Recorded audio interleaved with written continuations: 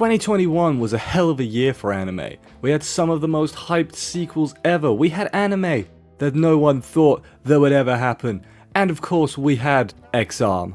There was obviously a lot of anime and I haven't seen all of it. Hell, I haven't even been able to watch everything that I wanted to watch. But this is my list of every anime series I watched in 2021 ranked from worst to best. Let's do this.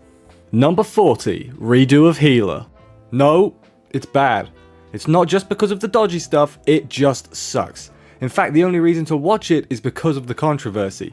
It is an edgy 13-year-old's favourite anime, below average animation, a plot that only exists to get to the next incredibly uncomfortable sex scene. I'm sorry, but if the show was actually good, maybe I could have overlooked the incredibly off-putting stuff in it, but without that stuff, it's just frankly not worth watching. If you watched this censored, I bet you had an incredibly boring time. Why would you watch this censored? What's wrong with you? Do I think everyone was right to be mad? Yes, but at that point, a normal person would just stop watching if they were offended by it. Me, I just thought it was a bad show that used the controversy to make it popular. Number 39, The Promised Neverland Season 2. Not gonna lie, this one still hurts a little bit. The first season is still great, and it's worth remembering that because God, Season 2 was dreadful. It's actually possible that this is the worst anime sequel ever? They tried to cram the rest of the manga into 11 episodes, which resulted in a lot of the best arcs getting cut out. It's not just bad for manga readers though, even as an anime only, it's still filled with so much convenient plot progression, characters flip-flopping their alignment for stupid reasons, and a final stretch that makes the villains look completely incompetent.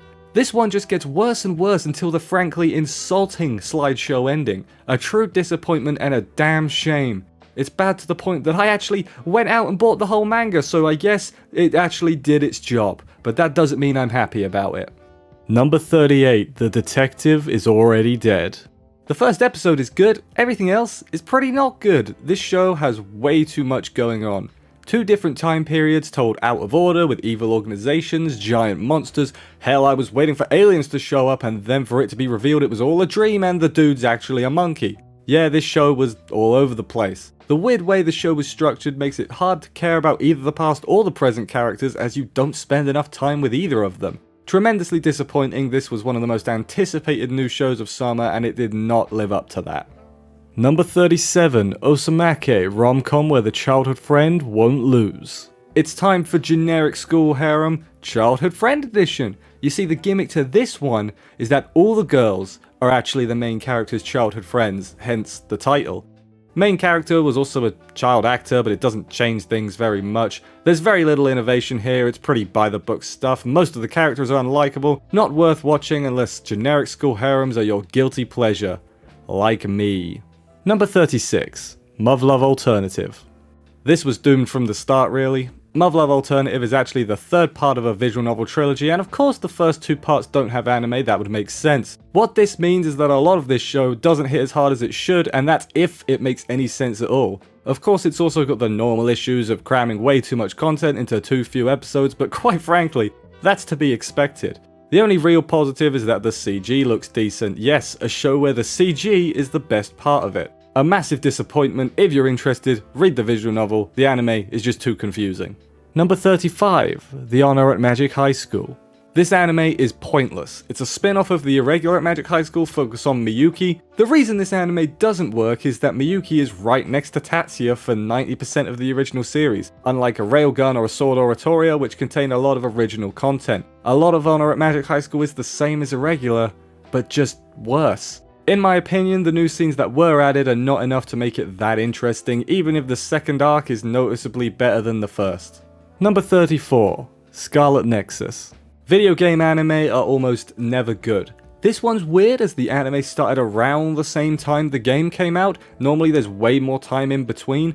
Unfortunately, the Scarlet Nexus anime is not great. An over-reliance on CG making the fights really uninspired. The start of the anime goes way too fast, which is weird, when the second half slows down a lot. Surely you should just even it out, that makes more sense, right? It's certainly not the worst thing I've ever seen, but it pales even when compared to the game it's based on. Number 33, KAGINADO. Oh, this is fun. It's a crossover between a bunch of series by Key, and it's just a grand old time. as the original series are generally going out of their way to make you cry. A comedic crossover where you can just see everyone hanging out and having a good time is great. There's not really a lot to it, and it's absolutely vital to have seen all the series included, hence why it's so low down, but there are worse ways to spend 4 minutes a week. Number 32. Bottom tier character Tomozaki. This show is cringe, and I hate using that word. The plot basically centers on this guy, Tomozaki, who thinks life is a crap game, then this girl gamifies real life for him, giving him objectives and such to complete in his daily life in order for him to become a pro-lifer. It feels way too much like it's trying to recapture that Origairu magic, but it just isn't there. I can at least applaud it for trying at points, and honestly by the end they had an interesting dynamic going between the two leads, but ultimately it left me really uninterested with seeing the conclusion, which is not what you ever want to see happen. Number 31. I've been killing slimes for 300 years and maxed out my level. This is one of those isekais where the main character just wants to live a slow life, and at doing that this show is alright. I tend to find though that these shows always start to lose steam before the end, and yeah, it's the same here. That's not to say this show is bad. You have a colourful cast of characters enjoying family life in another world. It's actually quite wholesome and nice, but not something that I'm ever gonna think about rewatching. Number 30. The world's finest assassin gets reincarnated in another world as an aristocrat. Fun fact, this show is by the creator of Redo of Healer, and at points it shows. This is your standard isekai that started well with an interesting premise, as the world's greatest assassin is reincarnated to kill the parallel world's hero. Unfortunately, this devolves into another OP protagonist surrounded by a harem of submissive women that we've seen many times before. I honestly don't have much to add. If you like these sort of edgy shows, maybe give it a try, you might enjoy it a little bit more than I did. Number 29, The World Ends With You, the animation. Video game anime are almost never good. Wait, I already said that in this video. Unlike Scarlet Nexus, I actually haven't played The World Ends With You yet, despite wanting to for a long time. I checked out the anime and honestly quite enjoyed it. Yes, you can feel the story cramming, and boy does some of the CG look bad, but overall I actually enjoyed it. The soundtrack is great and honestly really underrated. Watching this anime has motivated me to actually play the game at some point. One day. Number 28. HigeHiro, after being rejected, I shaved and took in a high school runaway. I promise it's less dodgy than the title suggests. This one actually started well enough, with both the lead characters having some half-decent growth. Then the closer we got to the end, it quickly became a pain to sit through. The final arc's resolution, as well as the ending, just sort of left you wondering why you even bothered sitting through the whole show. To me, there is no worse feeling than feeling like you've wasted your time, and that's exactly what happened here. Number 27. Higurashi, When They Cry, Sotsu. What a letdown. Most of this season was a straight recap of the previous season, albeit with a smidge of new information, leaving only the last 2 episodes to wrap up the story.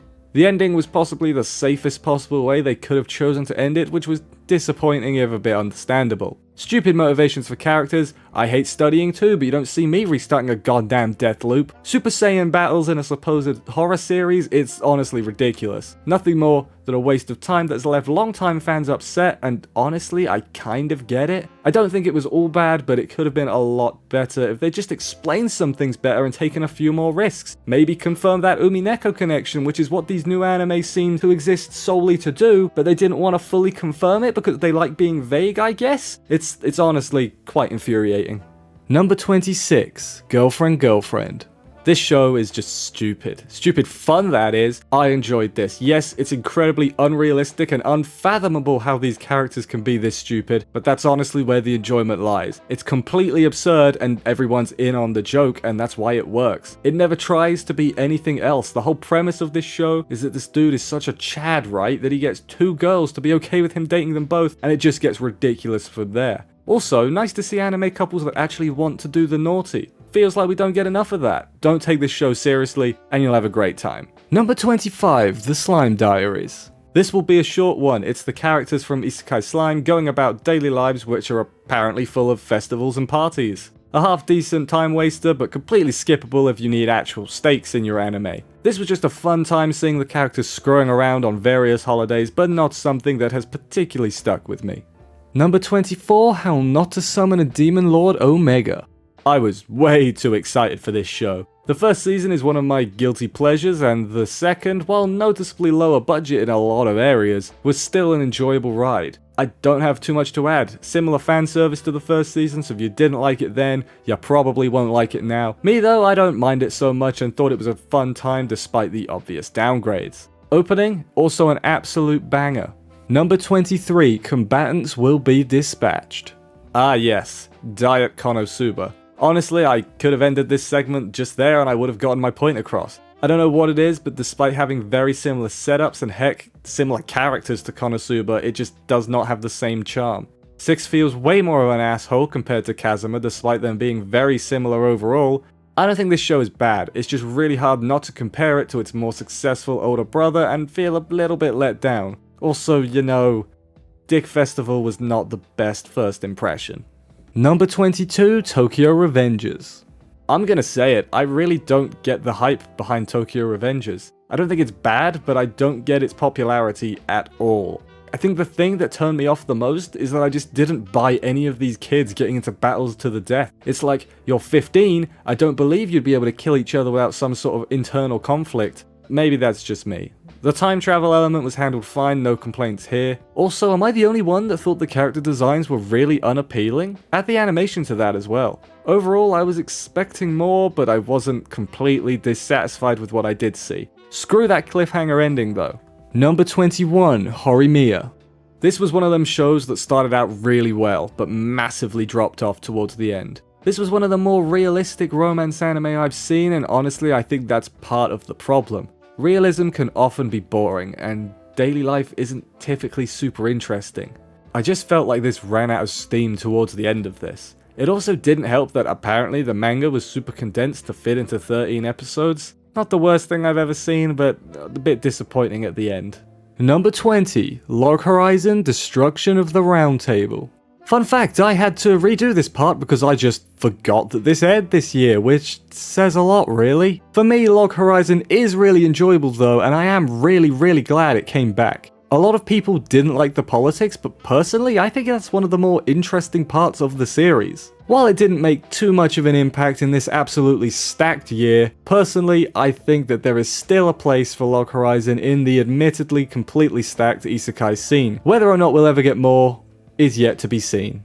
Number 19, Don't Toy With Me, Miss Nagatoro. After the first episode, I was worried I was gonna hate this. Seeing this dude get bullied for 20 minutes a week is not exactly my idea of a good time. Thankfully, it gets massively toned down to just being wholesome teasing and hey, I like Takagi-san, I can do this again. It's an enjoyable story about a girl that can dish out the teasing but absolutely can't take it when it gets turned around on her. Surprisingly wholesome at times as well. Can't wait for season 2. Number 18, The 7 Deadly Sins, Dragon's Judgment. I'm gonna say it, this season wasn't that bad. It was certainly better than the last season with all the white blood and whatever the hell Meliodas vs Escanor was supposed to be. This is the final season of The 7 Deadly Sins, and I don't know about you guys, but for me that always leaves me with a sense of fulfillment. And for the most part I was entertained throughout this. Last arc kinda sucked though, not gonna deny that. After this season though and the last movie, I'm satisfied with the ending and ready to let everybody rest. Ah, balls. Number 17, My Hero Academia Season 5. This is the worst season of My Hero Academia. The first half was a training arc, everyone's favourite. It got better in the second half despite the restructuring for the benefit of a really meh movie. Endeavor continues to be an actual good character, didn't see that one coming, and My Villain Academia was the best part even though apparently it's crammed in. As an anime only though, I didn't notice too much of a problem. Hopefully season 6 is better though, and I think it will be. Please don't screw this up. Number 16, Dr. Stone's Stone Wars. The second season of Dr. Stone served to wrap up most of the dangling threads left at the end of season 1. It continued to be an enjoyable ride as long as you don't take it too seriously, because boy, some people really want insane realism in their anime. Can't relate to that. Pretty much everything that was good about the first season was carried over to the second, and that counts for its flaws as well. Overall for me this felt more like finishing off the first season than something wholly new, which is fine as it left me feeling satisfied after it was over. Number 15, My Next Life as a Villainess, All Routes Lead to Doom X. I still see a lot of people confused that this sequel exists. It's because the light novel is still going, thanks for asking. Anyway, season 2, while maybe not quite as strong as the first, was certainly interesting to say the least. Actually having the members of the harem making moves is weirdly not something you see that much of. It hasn't really amounted to much yet, I'll give you that, but I'm hopeful as we've got more coming. The characters added were mostly decent, and a lot of the strengths of the first season were here too. Overall, an enjoyable watch. Number 14. That Time I Got Reincarnated as a Slime Season 2. This is absolutely a series of two halves. When stuff kicks off, it's great, really entertaining, good fights, a swell time all around. Notice that I said, when stuff kicks off. That's because a large portion of this season is spent with characters sitting around a table and talking. Just talking. This is the reason I think that light novel to anime adaptations have to condense things sometimes. You can't deny that it got boring after the 4th week of them just sitting around the table and talking. I know I'm being really negative for something that got this high, but that's because looking back on it now, I'm really not that bothered about it. We got introduced to more characters and everyone got some time to shine in the rest of the series. Hopefully they don't spend an hour of the upcoming movie talking around a table though, that would not be a good time. Number 13, Meiji Record Puella Magi Madoka Magica Side Story Season 2, The Eve of Awakening. Where the heck did this come from? The first season was fine but completely forgettable, so why on earth has this second season got some of the best animation that I've seen all year? Seriously, watch that first episode. Sayaka Stan's gonna be sitting pretty after that one. A bunch of people were complaining that the plot was still hard to follow, which I don't get. I thought it was pretty simple, but get good, I guess. I thought it was a massive improvement, and I'm looking forward to seeing how the series ends, as apparently it's different from the mobile game. Number 12, Remake Our Life. Now this is interesting. Have you ever wanted to redo your life and make a different choice? Because that's basically what this show's about. It's really interesting to see how the main character changes his life, but it's arguably much more interesting to see how he affects the lives of those around him, and not always in a positive way. There's also a part where they make a visual novel, which was honestly really fascinating, seeing all the different aspects coming together to create a product. This is one I personally hope continues, as it could get even more interesting from where we left off. Number 11, Komi Can't Communicate. This is one of those shows that you either get or you don't. By which I mean you're either an introvert or an extrovert, and being introverted myself, there are parts that are just so relatable. When Komi stalls because she doesn't want to talk to the cashier, I felt that on a visceral level. Not everything works, in fact a lot of the characters so far are really irritating, but those moments with Komi are absolutely precious and must be protected. Also, that chalkboard scene in the first episode is really good and impressive how hard it hits so early on. Komi is the star of the show though, and hopefully this one can keep up the quality for as long as it's on. We've waited long enough for an anime to happen after all. Number 10, BEASTARS Season 2. I'm still surprised that BEASTARS is as good as it is. I immediately wrote it off as something for furries, but actually, it's quite good. Despite looking the way they do, the characters feel surprisingly human. Season 2 continues from Season 1 and revolves around the murder plot while putting my least favourite part of the show, the weird relationship between Legoshi and Haru, to one side. Seriously question how that one's gonna work because biology. The stuff with Louis was also good and I cannot wait for the final season. Number 9, Zombieland Saga Revenge. I'm so glad that this show came back. Honestly, the first season was one of the funniest anime I've seen, and Kotaro was a large part of that. This second season continues the undead hijinks and electrifying performances, and damn, there are parts of this season that hit you, especially towards the end. We also learn more about the characters that didn't have as much of a spotlight in the first season, like Yugiri, which I appreciate greatly. I can't wait for the continuation, especially considering that cliffhanger ending was absolutely bonkers. Number 8. Love Live Superstar. I don't know how Love Live manages to do essentially the same thing every season and why I don't get tired of it. The cast has been reduced to 5, but overall I find it to be of similar quality to the rest of the series. Songs are good, we got a rap scene out of it, which was not something I thought I needed, but turns out yes I do. It's pretty much impossible for me to not like Love Live at this point, so naturally I'm excited for the upcoming seasons as well. There's a lot of them, 2 different series going on at the same time, absolutely outrageous. Number 7, The Quintessential Quintuplets Season 2. Bloody hell, this kicked off, didn't it? The first season was good, but this got me extremely angry at the dirty tactics of a certain character. That was not cool. But yeah, this second season moved things along in a big way. Multiple confessions, secret pasts revealed, and me being made to look like a fool for saying that Nino was worst girl. She's the best, alright, damn it, I admit it. Nino gang, you were right the whole time. I'm super stoked to see how the series ends in the upcoming movie.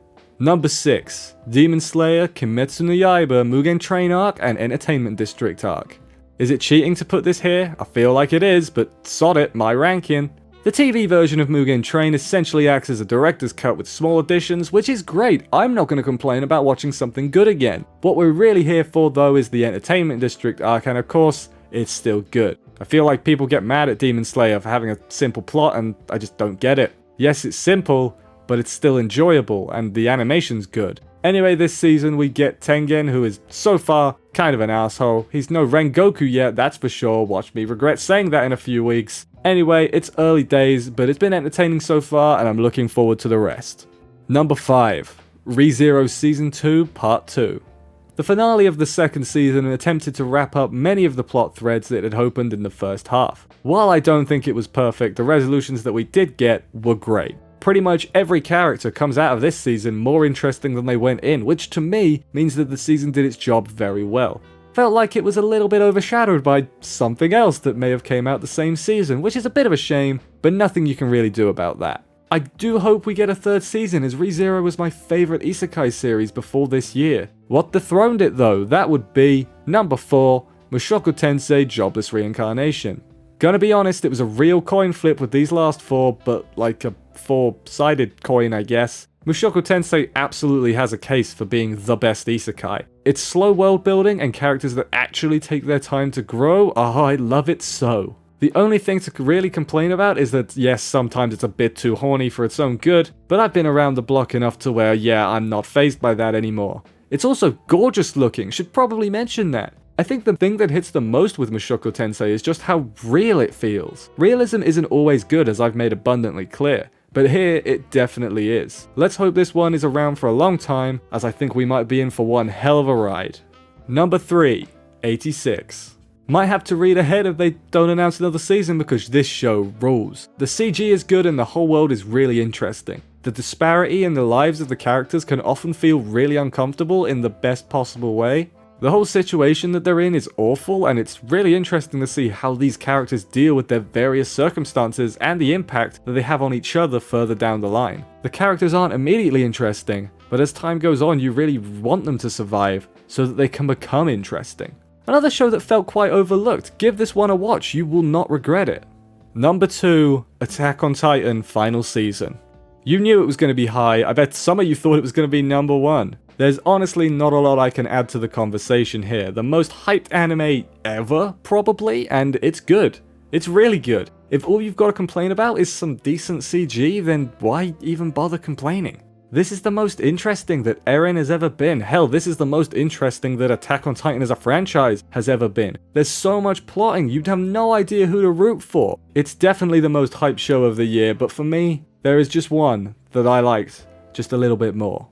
Number 1, Fruits Basket Final Season. Because it made my cold, dead heart beat again. I wasn't originally going to watch Fruits Basket, but after this final season, I can say that I almost made a massive mistake. I love all the characters, every twist and turn had me on the edge of my seat. The whole time I was begging for a happy ending, and I'm beyond thrilled that we got one. It's so rare to be satisfied with every single aspect of a show's ending, but I honestly think that Fruits Basket did that for me. In a year full of great shows, Fruits Basket was my number 1, and I have no regrets in that decision.